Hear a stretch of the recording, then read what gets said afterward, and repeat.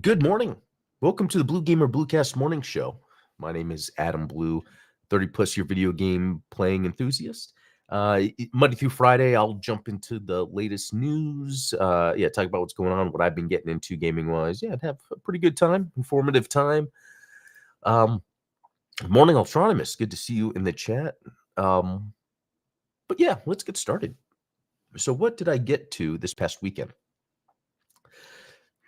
Started Friday.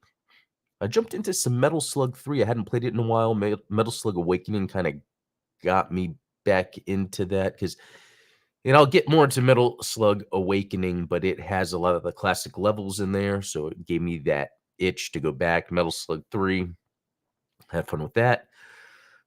Jumped into Phantom Fury, but just for a second to be like, okay, do I uninstall this game or should I try to play through it? And it's okay. It's just not what I need right now. It's a throwback FPS. It doesn't. I mean, it's okay for what it is, but I just don't feel like it at this moment. And then Suicide Squad Kill the Justice League. Now,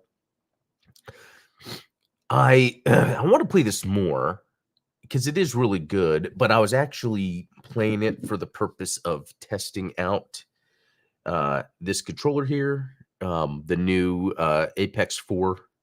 I'll have a review out soon on that. And I wanted, to kind of test it with a game like Suicide Squad Kill the Justice League because the combat and the controls in that game are like really well done, so it's good to get a good feel. Back to SNK vs. Capcom SVC Chaos.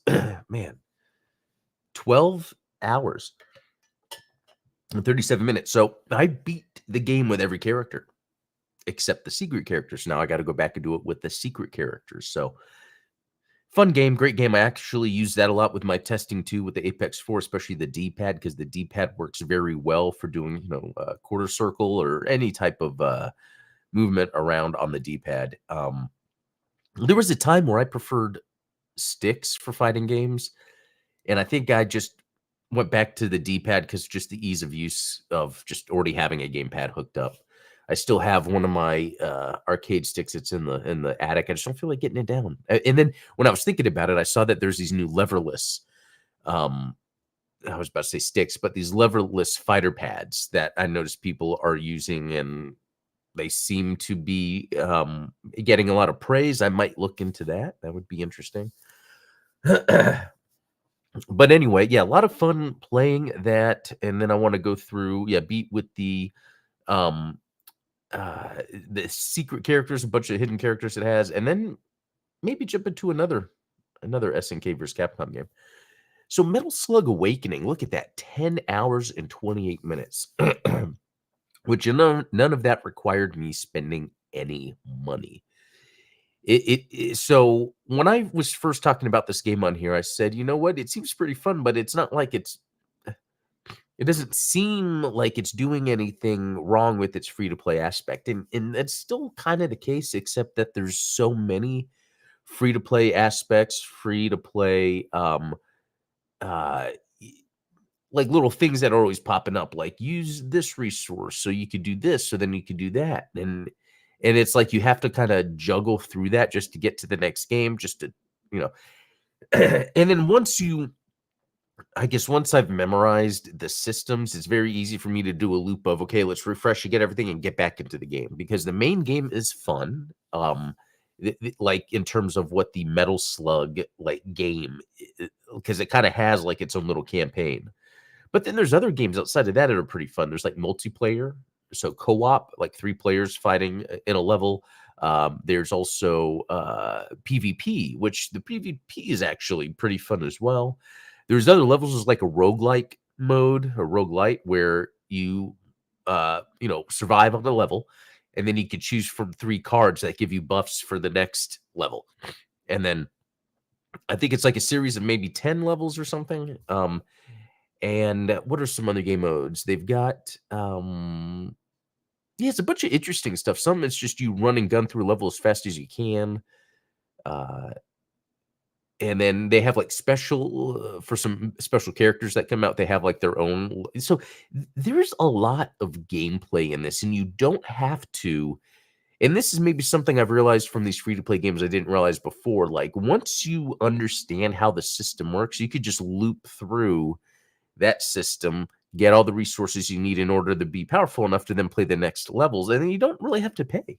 It really seems like it's strictly there for convenience. Um, Unless that changes, but after 10 hours, I got to say that's pretty good.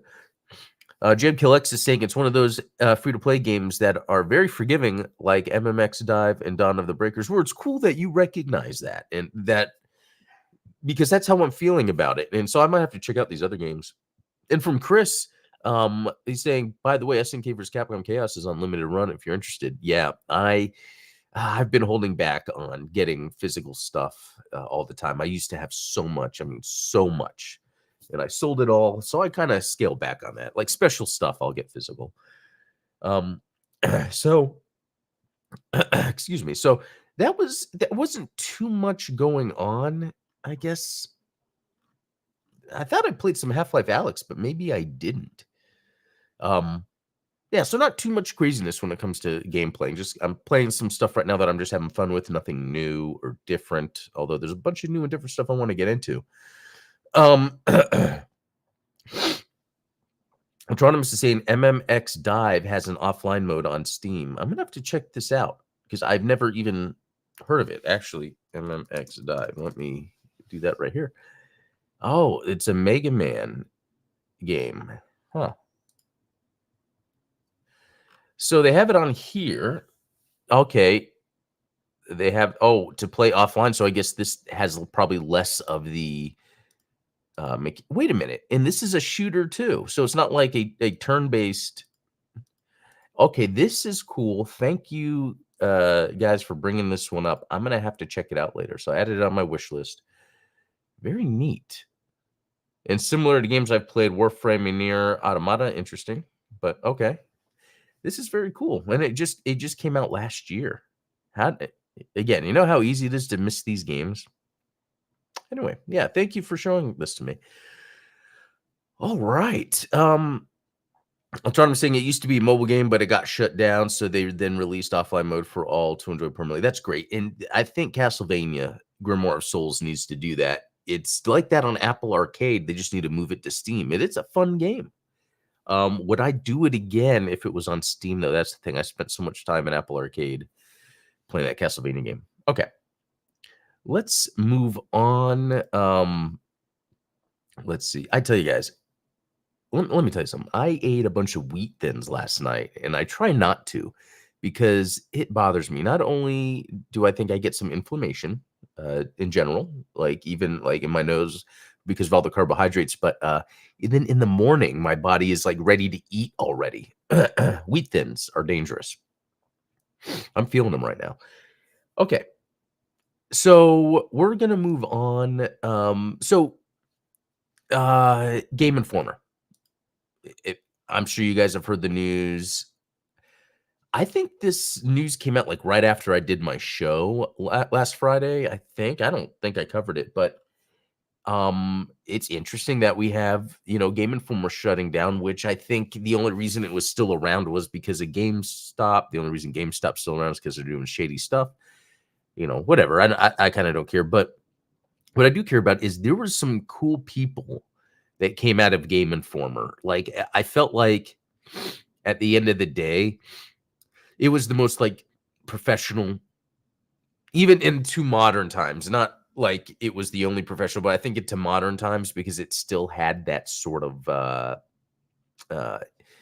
physical magazine release air around it, and the way they would do their features. And Andy McNamara was there for so long, right? That was his name. And I even met him a long time ago at a gaming convention where I was trying to get more into gaming journalism, and I had a window where I could speak more, and I was too shy. But I'd always followed these people around. And Dan Reichert, was with Game Informer at one time. Unfortunately, he's with Giant Bomb now. Is super funny, but not with he's not being best utilized. And what are some other things that came from that? Yeah, I don't know. I went through earlier and like looked at the covers real quick and remember some of the covers through time. I never had every issue, but there were so many I recognized. It was especially, I would say, mid to late 2000s, when I was like really like on my own. I remember magazines would stack up in my house, video game magazines. I'd always had. That's kind of how, even though we had the internet, that was still a way to like take in a lot of the information. Um, yeah, after 33 thrilling years of bringing you the latest news, reviews, and insights from the ever-evolving world of gaming, it is with a heavy heart that we announce the closure of Game Informer. And what's interesting is, I guess, even if you go to the website, shut down, so people can't get their um, old content. But I would assume if you're writing content to be posted on a website, you have your own drafts. Um, but I guess maybe the idea is then it's not available for anyone to read, but then you could just repost it. I mean, I'm not saying I'm giving any excuses for Game Informer to kind of like gate off their content to their writers. Hopefully, their writers can get the content they wrote if they need to show that off or anything. But anyway, very interesting. And then there was this Kyle Hillard, Game Informer, was 70% done with the next issue when shut down. So it's interesting how much it's just kind of like. Um, there's a big difference between the people that are on the ground floor doing the work and then the people making the decisions, so much so that work could be going on with something and then it just be shut down regardless of how close it is to being done. That's how it all works. um let's see.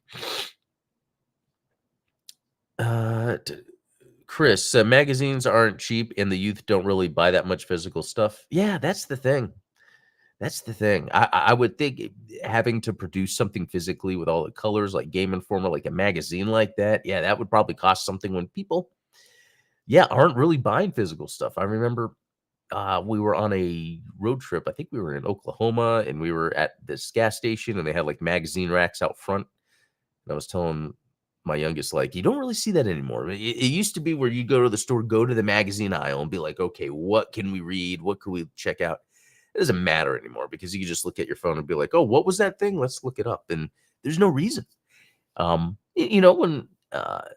it's sad, we've moved on. Am I missing anything from that? Maybe it's, on one hand, it's the sort of curated, filtered content for you that's really highly valuable because the page space is worth a lot. So between the advertisers wanting to pay for space and the content that's put in the magazine, I think a lot of times, yeah, you got a more refined experience getting your news. Where nowadays, you just go online and you look wherever. It's hard to really understand. Okay, is this person telling the truth or not? And yeah, very interesting with the magazine stuff. Let's see. Let's move on. Let's jump into this. More evidence of fully fledged Half-Life game revealed by Valve data miner. Do I think this is Half-Life 3? I got to be very careful in answering that question, but yes. So, following yesterday's bombshell news that Valve could be developing a new Half-Life game, Valve expert Tyler McVicker has stepped forward to say he too believes it's true. Codename HLX, McVicker asserts the new game seems to be a fully fledged non-VR Half-Life game, something that seems too good to be true. Yes, and it kind of seems like that. So, after the first Half-Life, which really kind of changed how everyone thought about FPSs, eventually the second one came out. And I think it was still almost in that vein. It was sort of showing the FPS as a prestige format. But technologically speaking, it had a lot with physics going on, and that was very new and interesting at the time, although a lot of games jumped onto that. The thing is, for me, once that kind of wore off, Half-Life 2 was relatively boring, and I can't really think too much about it. In terms of like, I can't really remember a lot of the crazy stuff that went on. And then Half-Life Alyx, it's funny how long it took for us to get a third one, and it might not be the third one, Half-Life Alyx, just like a VR offshoot, which I finally got around to playing it. And it is very well done, but it's very well done in terms of someone saying, hey, here's how you can make a VR game work. But that's where it stops with Half-Life Alex. I haven't got to a point where it's just taking me to that next step. And I wonder if that's just because it's VR or because the Valve world or the Half-Life world hasn't been as built out as it could be by that time. If you think about the years it spanned, the number of games that's come out, Half-Life hasn't really had that much out there like it could. Um, a third game in terms of like a proper Half-Life 3 sequel sounds awesome. Let's see.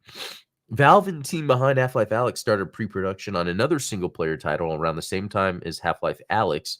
We found out the codename of that title in 2021 was HLX. There were arguments at the time and in the few following years that HLX wasn't actually representative of a fully fledged game in development, but maybe could represent an engine feature or was just a file format for saves. In the interim, I've been slowly and silently digging into the story. HLX is a confusing one. HLX seems to be a fully fledged non-VR Half-Life game, something that seems too good to be true, and something that I wanted to be very sure of before going live with any of this information. McVicker adds that as Valve is actively developing many titles on Source, perhaps most notably Citadel, aka Neon Prime, aka Deadlock for a while, he couldn't be sure what HLX was. So that's interesting. Let's see if there's anything other than there's not definitive evidence, but there's enough information for him to believe it is Half-Life 3. That, let's see. And it looks like Project White Sands was the name, and that had been removed. So very interesting to see. And Chris is saying, I wouldn't be surprised if a mostly built version of Half-Life 3 exists. It would be old tech now. Yeah, because I would think that would be something they'd actually have been working on for a while and just weren't ready to release it. It's kind of like how Half-Life is.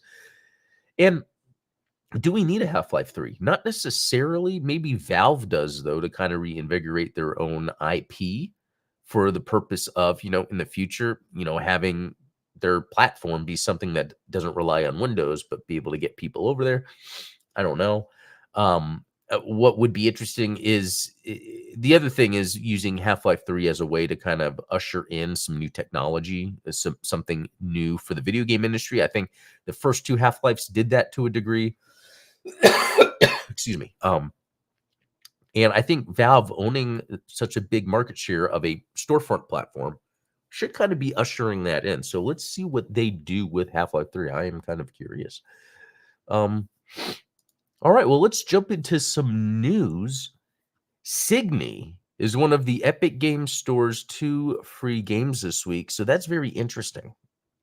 Cygni is a Konami game.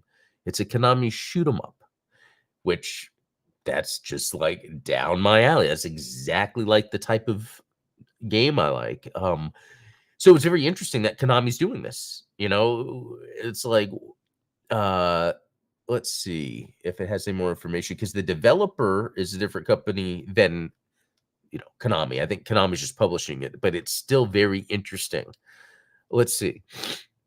Cygni is released tomorrow on PC, PS5, and Xbox Series XS. The shoot 'em up was developed by Keelworks, a Scotland-based team led by Brothers Mirror and someone else. A lot of names there. Following a period of early development, the publishing rights to the game were picked up by Konami. So it's very interesting. Like, why would Konami pick this up? Either they saw something in it or it was relatively inexpensive for them. But I would think if Konami is picking this up, Konami's very deliberate with their choices nowadays, unless this is just a very inexpensive investment. But this looks great. I can't believe it's going to be free on the Epic Games Store. I don't know about you guys, but I check the Epic Games Store quite often to see the free games. I just add them to my collection. It's just great because, having look at the ads, having a Windows-based PC or even handheld, anything, I could, play this on my ROG Ally, play it on a PC. So, interesting. I'm really interested to see how this turns out. That's it. Midnight Hatter saying Konami's still on their redemption arc. That's what it seems like. So when they get out of it, hopefully they come out with something new and awesome on the other side, like a proper Castlevania or a new Metal Gear without Kojima. That turns out good. Anyway, that is that. Very interesting. I'll be checking that out this week. Let's see. Frankie Boyle auditioned to play Marcus in the Borderlands movie. Okay, don't know either of those, but I do know Borderlands. Monolith Soft is recruiting for a new RPG directed by Tetsuya Takahashi. Not too familiar with him, but he's known for making these big RPGs, so that's good for fans of that. Okay, don't know any of this. Some more layoffs. Sega trademarks Yakuza Wars. I wonder if there's going to be any more information that, because my first thought is mobile game. That really just sounds like a mobile game. At the same time, it could be a strategy game because, it's very interesting with some of the Yakuza games where they kind of change to like turn-based strategy, but Sega's not unfamiliar with that. With like, what is it? Valkyria Chronicles, am I thinking of? So yeah, interesting to see the direction they're going to go with this. And yeah, the live action series coming soon. So yeah. Oops, didn't mean to do that. Let me share that out again. All right. Show on stream. Let's see. There's that. Silent Hill, the short message, downloaded over 3 million times. Okay, that sounds pretty good. The first footage from HBO's The Last of Us Season 2 has been shown. But probably not going to watch it. All right, some more of that. I think this is older news, but Microsoft sets up new AA studio within Blizzard. Great idea. I mean, a lot of the old school Blizzard games I can think of, Lost Vikings, Blackthorn, stuff like that.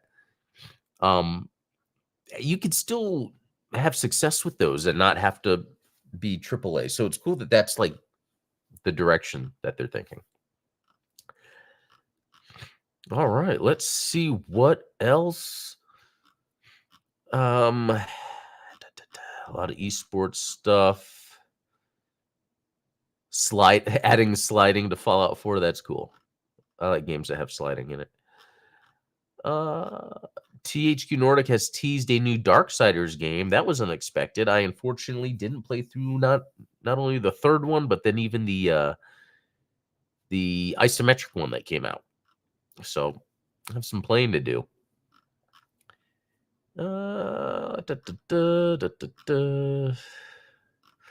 Development build of Call of Duty Black Ops 6 leaks as footage floods on social media. Interesting. I'm not that interesting about leaks of Call of Duty, to be honest. Let's see. NZXT Function 2 review. Oh, new keyboard. Yeah, not too much news because there's been a lot of bad news with more and more companies laying off. If you didn't hear about Bungie, which I think I talked about last week, Intel as well. Yeah, so not too much news. Yeah. Well, you know what? I'll probably stop it there.